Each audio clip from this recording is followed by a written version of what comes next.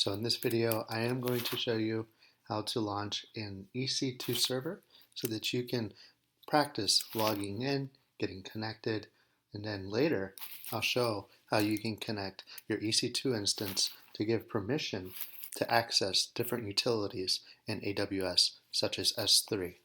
So to get started, we're going to go to EC2.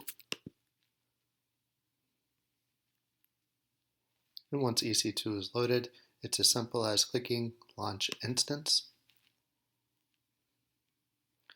Now, there's a lot of AMIs in here, a lot of Amazon Machine Images, which is what AMI stands for. Please do note that different images do cost money. So if you're just going in, trying things out, part of your free tier, it will tell you free tier eligible. And for our Linux machine, we're just going to choose a simple Amazon Linux 2 AMI. So I'll select that. Now, the image is what's being loaded onto the server. So this instance type is choosing the hardware specs of the server. Now, there's a lot of options here. There's so many, and this is just the T2 instance family. Now, there are a lot. These are all different instance families that you can choose from. Some of them are graphics, some of them are high in memory, some of them are high in CPU. The CPU would be under C, and then the G4 suite is good for graphics. And later on, I'll show how I uploaded my AMI to go onto a gaming computer in the cloud. But for now, we'll stick to the free tier eligible, the T2 Micro. It will have 1 gigabyte of RAM and 1 virtual CPU. It doesn't seem like a lot, but for our testing, it's just fine. Now there's a lot of details in here. I'm not going to go over every single one of them because they're not important for getting started. I'm actually going to leave this blank. But in the future, things to note. If you are launching an EC2 instance that has a rate of $1.70 an hour, and you want to know, how can I make it cheaper? You can always request a spot instance, but spot instances are a whole different topic of basically a market price of the instance. They take the the available instances that are not being used, and they offer them at a cheaper rate for whatever people are willing to pay, which is what this is. And if the price stays below, then the server is yours. But at any time that the price goes up, then that instance will start to disconnect, and there's a possibility you could lose everything that you've done on that instance if you choose spot. But we're on the free tier, so I'm going to leave it the same. There's some subnet options that you can choose from. That's not important right now. Eventually we'll get into VPCs. There's IAM roles, which we will go over in the next video. This is important if you want to access AWS services such as S3. You have to give permission via an IAM role. But for now, we'll leave it the same. So I'm just going to hit next. This is the storage, how much you have. So your hard drive on the virtual server will be 8 gigabytes. And it'll be the root volume under DEV XVDA.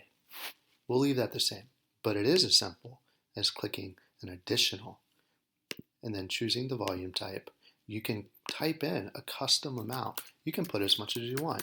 You could put, I want a terabyte, or you can go even higher, but you do get charged.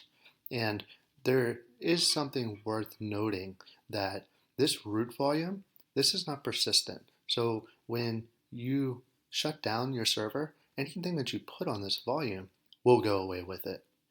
Now, we can go into it later and how to actually save that data, but for now we'll leave it. So then we'll go to tags.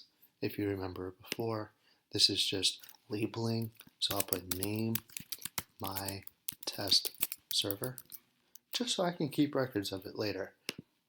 Then security groups. This is pretty important. This is the different ways that you can connect to your server. But for now, I'm just going to leave it the same, because SSH, if you remember, is how we're going to connect in. And there's the port, the protocol, and then from where. This is anywhere. Anybody can connect in. So we'll leave it just like that. So I'm going to hit review and launch. Now, we discussed your PEM files, your access keys to get into the server, and we'll see that in just a moment.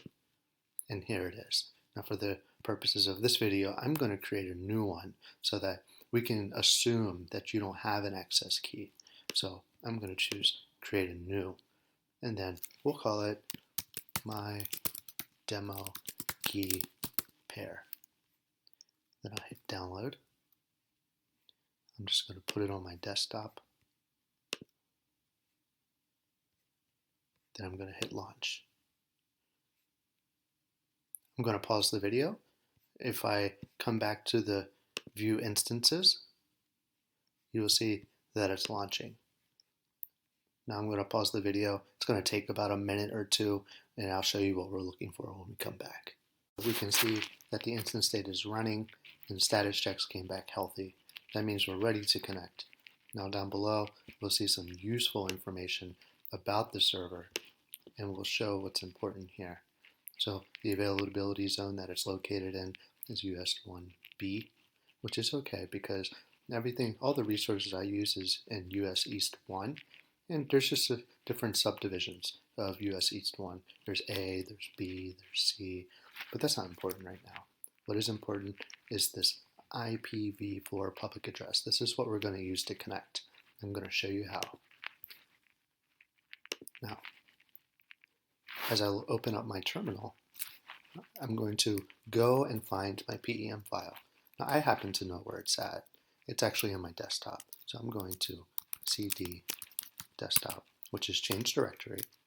Now, I'm going to go over file permissions with you very briefly because it's important when connecting to your EC2 server. If I try, first, let's just confirm that my PEM file is here. So if I do ls grep.pem, there it is. There's my demo key pair. Now what I'll try is by going to ssh-i for identity, and then I will type in my demo key pair EC2 -user at the IP address. It's not going to work. Why? Because my demo key pair has bad permissions, and I'll show you how we can fix that. We can change the permissions level of that file by doing something simple as chmod 400 my demo key pair. There's going to be no feedback, so let's try this again. Clear it out. SSH identity my demo key pair EC2 user at connect. There we go. Now we're in.